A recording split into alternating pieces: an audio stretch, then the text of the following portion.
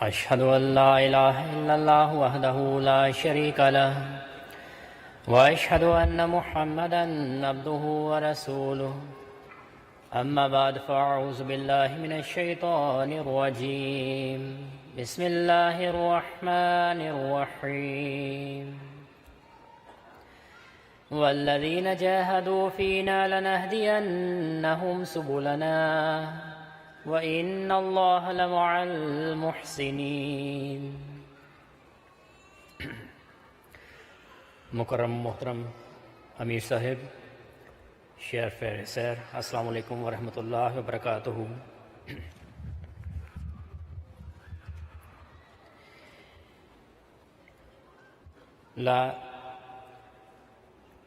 Le discours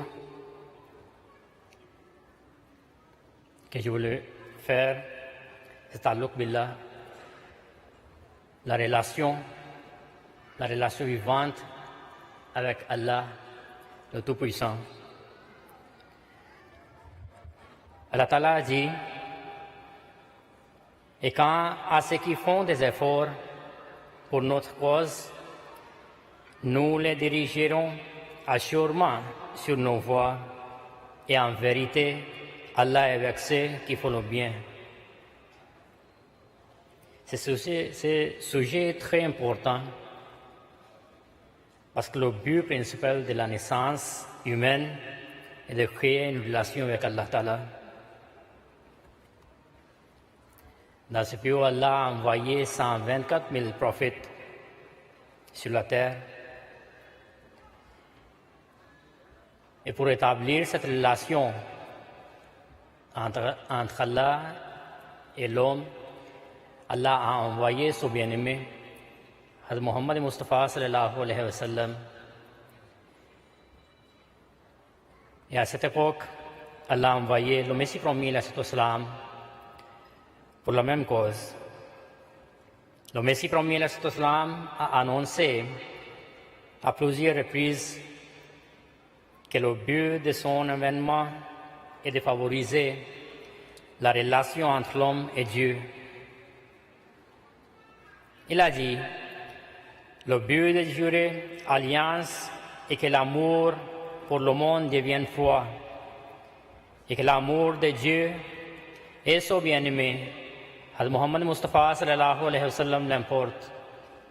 Et un tel état d'une discontinuité est créé pour que le voyage vers l'au-delà ne soit pas considéré comme abominable.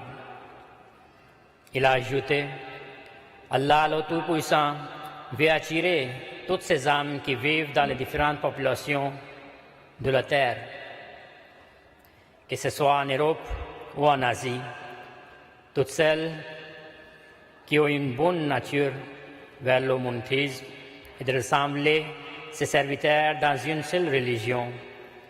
C'est le but de Dieu Tout-Puissant pour lequel j'ai été envoyé dans ce monde.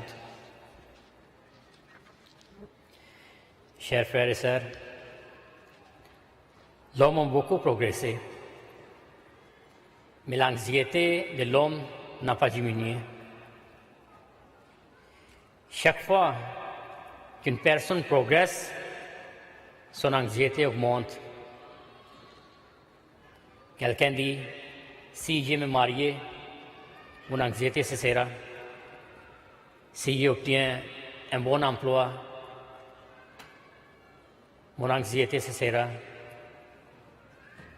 Donc il y a beaucoup de souhaits, que chaque fois qu'un souhaite exaucer, des milliers de souhaits naissent. Aujourd'hui, l'Orient s'agite, tout comme l'Occident,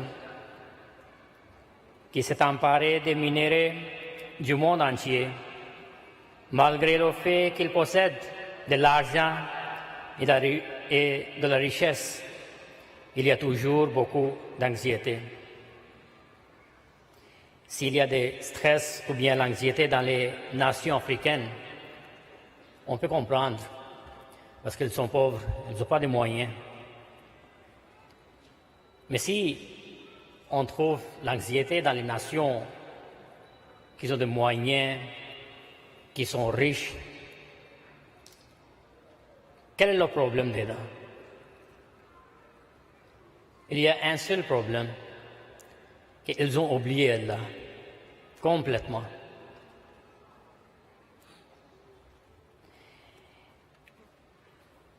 Ils dépensent millions de dollars pour les médicaments, pour qu'ils vont dormir bien, pour qu'ils vont trouver la tranquillité, mais à la fin, ils vont mourir. Ils dépensent pour rien. Quand même, Allah a déjà mentionné le remède de ça. Allah Ta'ala dit dans le Coran, Allazina amanu wa tatma'innu qulubuhum bi zikrillahi, ala bi zikrillahi tatma'innul qulub. Surah Ra'd, verset 29.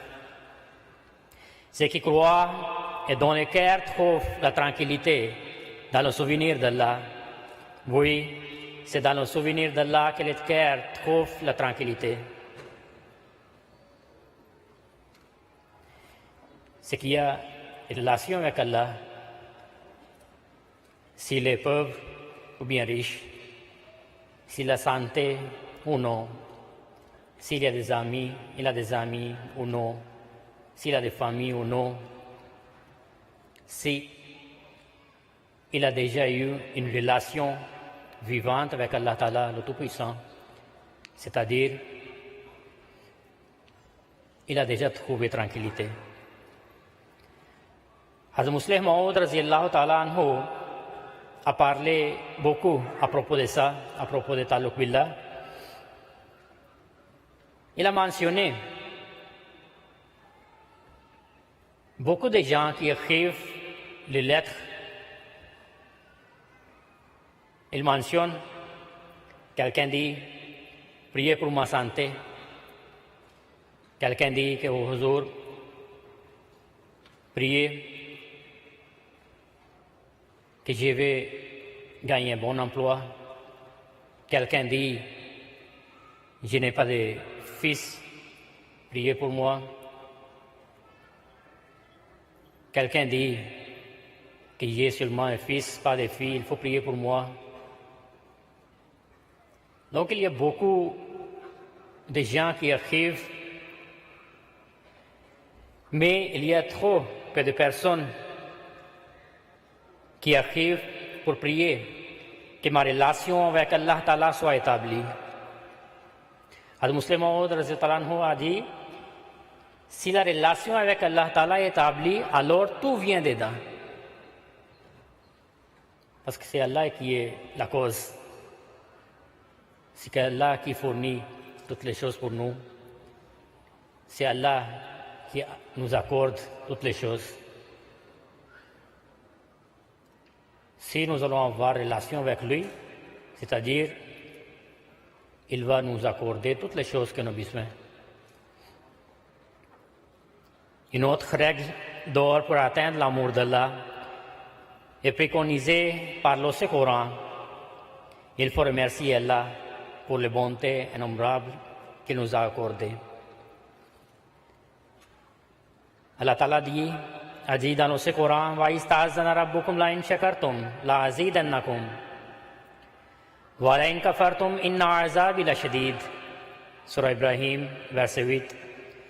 Si vous êtes reconnaissants, je vous accorderai sûrement plus de grâce, mais si vous êtes ingrat, alors sachez que mon châtiment est vraiment rigoureux.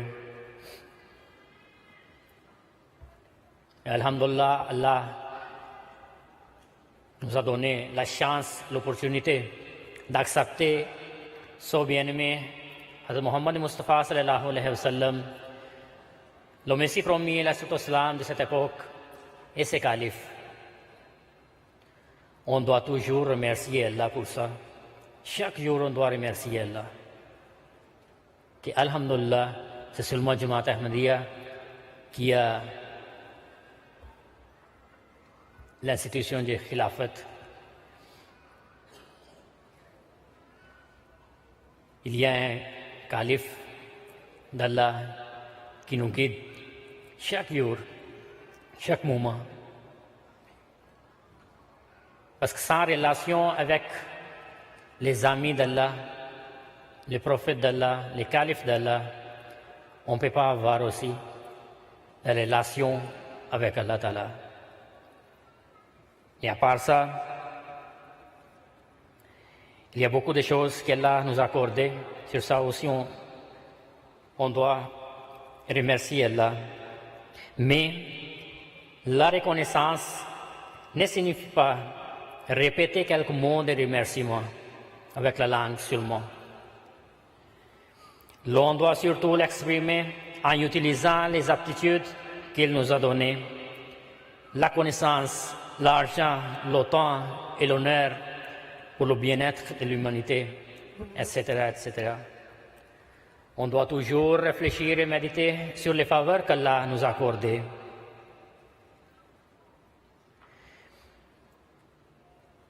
Allah Ta'ala a mentionné parole de le prophète Mohammed sallallahu alayhi wa sallam. Il a dit Qul in kuntum tuhibbuna Allah fattabi'uni yuhibbukumullah wa yaghfir lakum dhunubakum wallahu ghafurur rahim. Dit, si vous aimez Allah, alors suivez-moi. Allah vous aimera et vous pardonnera vos péchés. Et Allah est très pardonnant, miséricordieux. Si nous voyons la vie du saint prophète Mohammed sallallahu alayhi wa sallam, on peut noter la relation entre Allah et le saint prophète Mohammed sallallahu alayhi wa sallam était au quel niveau?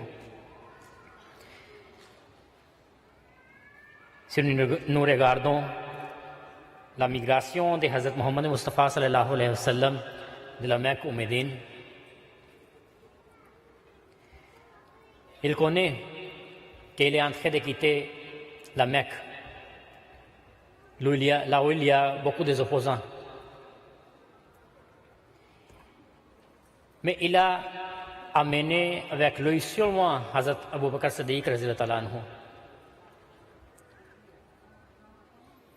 Il n'a pas amené avec lui beaucoup de gens qui vont le protéger. Et ils ont entré dans la grotte, là où il n'y avait pas assez d'espace pour avancer. L'ennemi était à l'entrée de la grotte. Quand le prophète Mohammed sallallahu alayhi wa sallam a vu le visage de Hazrat Abu Bakr Siddiq radhiyallahu anhu, il a dit La tahzan, inna Allah ma'ana. Pourquoi vous inquiétez? Vous inquiétez pas. Sûrement Allah est avec nous. Ce n'était pas les deux personnes. C'était le troisième qui était Allah avec les deux.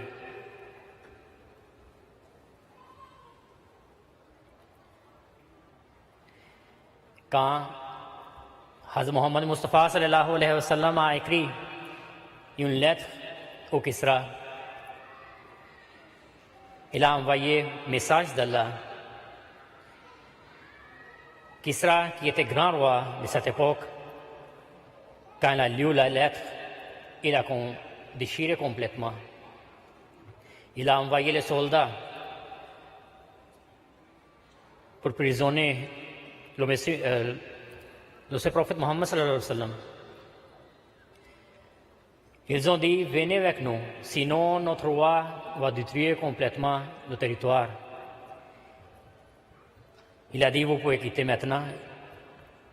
Venez demain, je vais vous donner la réponse demain. Demain, quand les soldats vont arriver, le prophète Mohammed sallallahu alayhi wa sallam a dit, mon Allah a tué votre Dieu la dernière nuit. Ces incidents montrent quoi? C'est à quel point le prophète Mohammed sallallahu alayhi wa sallam avait une relation avec Dieu, que Dieu était toujours prêt à aider son bien-aimé, Et maintenant, c'est la voix de Dieu Tout-Puissant avec le Messie premier, et ses califes.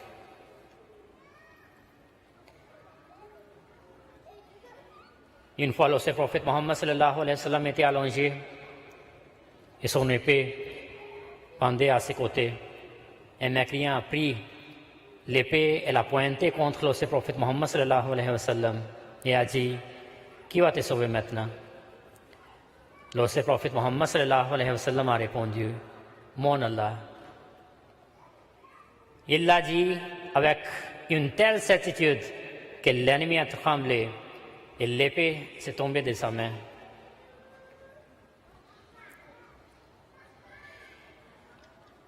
Hazrat Abu Darda raziyallahu ta'ala anhu rapporte que le prophète Mohammed sallallahu alayhi wa sallam a dit, il a mentionné la prière de Hazrat Abu Daoud alayhi wa sallam. Il faut écouter bien parce que ça c'est la prière qu'on doit prier toujours. Hazrat Daoud alayhi salam avait l'habitude de prier ainsi: ô mon Allah, je te demande de m'accorder ton amour et l'amour de ceux qui t'aiment et l'amour de ces actions qui m'accordent ton amour. Ô mon Dieu, fais de sorte que ton amour soit plus cher que ma vie, ma famille et de l'eau fraîche.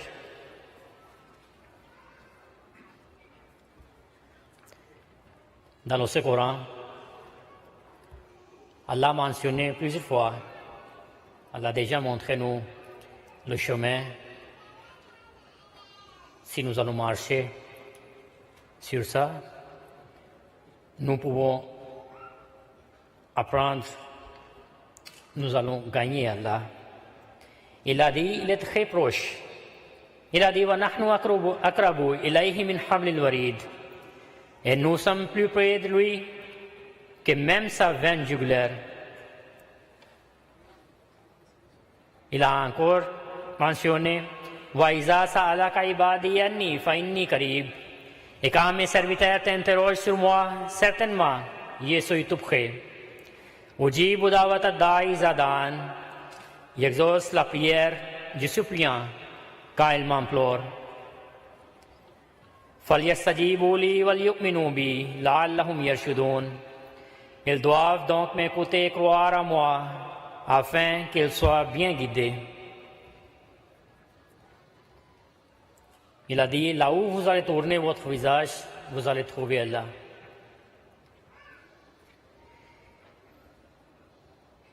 Allah déjà nous dit qu'il est auprès de nous. Maintenant, c'est à nous de réfléchir, est-ce que nous sommes près de lui ou bien loin? Si nous ne le voyons pas de près de nous, c'est-à-dire c'est le défaut de nos yeux. Si nous n'écoutons pas sa voix, c'est-à-dire c'est le défaut de nos oreilles. Si nous ne le sentirons pas tout près de nous, c'est-à-dire c'est le défaut de notre cœur.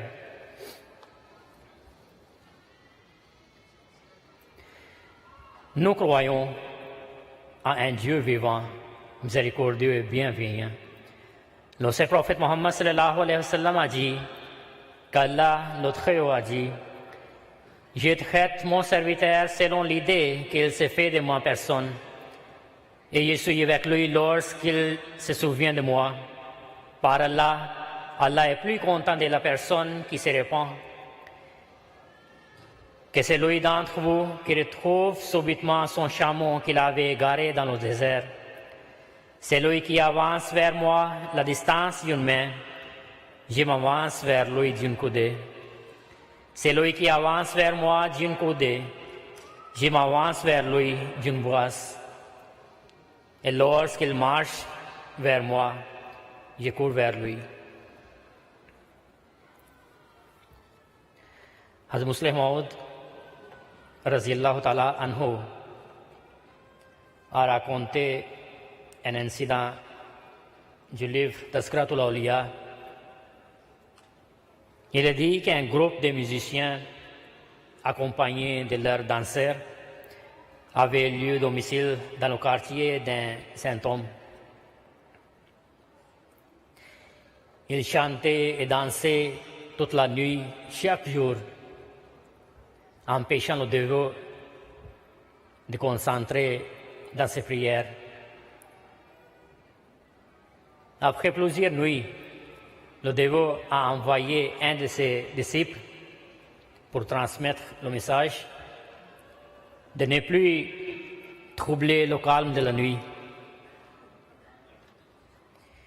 Le chef des musiciens, qui avait bonne relation avec le roi de cette époque, quand il a lui parlé, le roi a envoyé en même temps les soldats pour protéger, pour sauver les musiciens et les danseurs.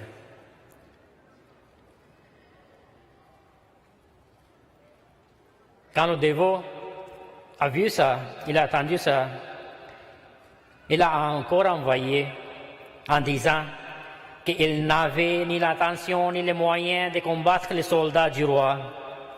Il ajouta aussi qu'il n'abandonnerait jamais le combat et que s'ils n'arrêtaient leurs activités, il les combattrait avec les flèches de la nuit. Les flèches physiques manquent souvent leur but, mais les flèches d'Allah atteignent toujours le cœur de la cible. Le chef des musiciens médita sur la réplique, et comme il y avait encore en lui un soupçon de foi, il laissa échapper un cri et ordonna à sa troupe de quitter le quartier de ses saints en disant: ni moi, ni l'armée tout entière du roi n'avons la moindre chance face aux flèches de la nuit. Notre lutte ne se fera pas avec des arcs, des flèches ou des bombes. C'est une lutte pour conquérir les cœurs des hommes. Nos armures, boucliers et armes ne sont que nos prières. La qualité de notre communion avec Dieu décidera de l'issue de cette bataille et du moment de la victoire. Cela dépendra de notre capacité à combattre avec les prières de la nuit. Pourquoi ignorer cette promesse selon laquelle un croyant peut atteindre un tel niveau de spiritualité qu'Allah devient ses yeux, ses oreilles et sa bouche? Nous ne sommes pas nombreux. Nos ennemis pensent que nous ne pourrons pas résister à la puissance des grandes nations, mais que notre message soit clair. Nous n'abandonnerons jamais le combat. Nous combattrons avec compassion, tolérance, connaissance et raison, et certainement avec les flèches de la nuit. Qui osera s'opposer aux flèches de la nuit? Mais pour cela, nous devons être en communion constante avec notre Créateur. Sinon, nos déclarations ne seront que de vaines paroles. मुस्लिम मौद रज़ी अल्लाह अन्हु जी, तेरा तो दिल है सनम खाना, फिर तुझे क्या नफ़ा, अगर जुबान से कहा ला इलाहा इल्लल्लाह. Il a dit: vous avez gardé beaucoup de Dieu dans votre cœur, dans un cœur. Il a dit: vous avez gardé un Dieu de votre ego, vous avez gardé un Dieu de votre travail, vous avez gardé un Dieu de votre argent et de la richesse. Donc il y a beaucoup de dieux que vous avez gardés dans un cœur. Et ce qui est là, ce qui est vivant, vous avez lui oublié. Et si avec votre langue seulement vous dites la ilaha illallah, c'est pour rien. Il n'y a pas de bénéfice pour ça. Maintenant, dans les vidéos, vous pouvez regarder, il y a les perroquets aussi qui répètent la ilaha illallah. Mais est-ce qu'ils savent le sens de la ilaha illallah? Non. C'est pour ça Il ne faut pas être comme les perroquets. Il faut garder un seul Allah qui est vivant dans votre cœur.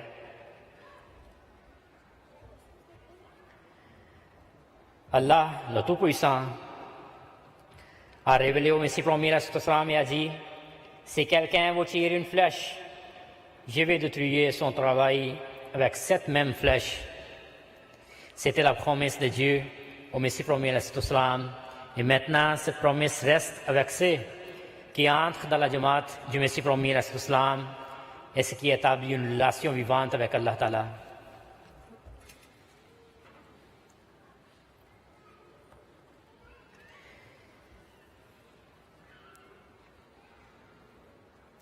C'était un compagnon du Messie premier, s'appelle Hazrat Muhammad Ilyas Sahib Razillah Ta'ala Anhu. Il était des Sarhad de Pakistan. Il était dans la réunion. Le chef de réunion a lui demandé, il a dit, oh Maulvi Sahib, vous n'avez pas trouvé le pire, le chef religieux ici à Sarhad. Pourquoi vous avez parti au Qadian et vous avez prêté alliance au Punjabi Pir, alors qu'il y a beaucoup de pires ici? Il a dit que j'avais perdu mon Allah était perdu. J'avais cherché partout, je n'ai pas trouvé. Quand même, j'ai demandé 72 sectes islamiques. Chacun a dit qu'Allah avait l'habitude de parler avant. La dernière fois qu'il a parlé avec son bien-aimé, le prophète Mohammed sallam seulement. Et après cela, il a laissé parler. J'ai trouvé une seule personne, Hazrat Mirza Ghulam Ahmad Qadiani. Il m'a dit, pourquoi vous inquiétez? Il a dit, mon Allah est perdu. Il a dit, il n'y a pas de problème. Venez avec moi. Prenez alliance à moi et Allah va vous parler. Il a dit, je jure par Dieu, à qui jure faussement et l'ouvre de maudit, que Dieu me parle.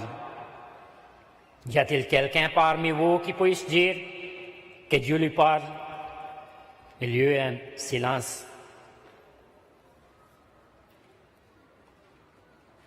Il y a beaucoup d'incidents, beaucoup de compagnons qui ont dit qu'Allah lui parle.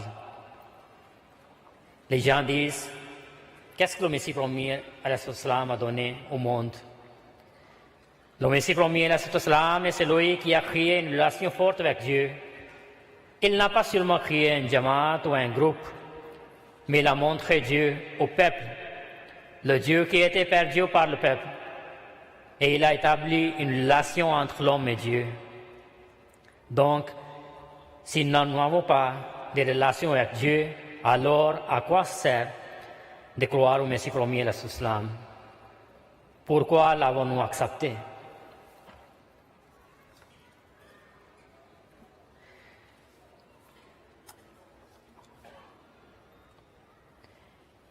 Aujourd'hui, c'est le dernier jour de Jalsa Salana. Et après, il aura des paroles qui, alhamdulillah, s'est bien passé. 3 jours sont bien passés. La préparation était bonne, le programme était bon, la nourriture était bonne. Mais la vraie question, c'est qu'il faut poser vous-même est-ce que pendant les 3 jours, votre relation avec Allah Ta'ala est établie ou non? Sinon, vous devez inquiéter. Hazrat Masih Maud a dit, je vous dis encore une fois que si vous désirez une relation sincère et vivante avec Dieu, Établissez la salat et devenez si ferme que non seulement votre corps, pas seulement votre langue, mais votre âme et votre conscience et tous les désirs deviennent tout dédiés dans la salat. Hazrat Khalifatul Masih al-Hamis Ayyadullah Ta'ala bin Nasir Aziz a dit: pour attirer la faveur d'Allah, la première étape est de se soumettre à Allah, de faire son adoration, ibadat, et de se tourner vers lui. Et afin de créer cette relation, la chose la plus importante que vous devez faire et ce que vous devriez essayer de faire pour établir cette relation et de prêter attention à votre adoration et de garder vos prières. Et sans cela, il est impossible d'établir une relation avec Dieu, protection qui conduira à la connexion avec Allah Tout-Puissant, à vous, votre femme et vos enfants. Qu'Allah nous fasse avoir une relation forte avec notre Seigneur, avec Allah le vivant, chaque jour. Wa akhiru da'wana alhamdulillahi rabbil alamin. Nara Takbir, Islam Ahmadiyyat, Hazrat Muhammad Mustafa, Hazrat Khatamul Anbiya, Ghulam Ahmad ki, Ghulam Ahmad ki, Khilafat Ahmadiyya, Hazrat Khalifatul Masih al-Khamis, Nara Takbir.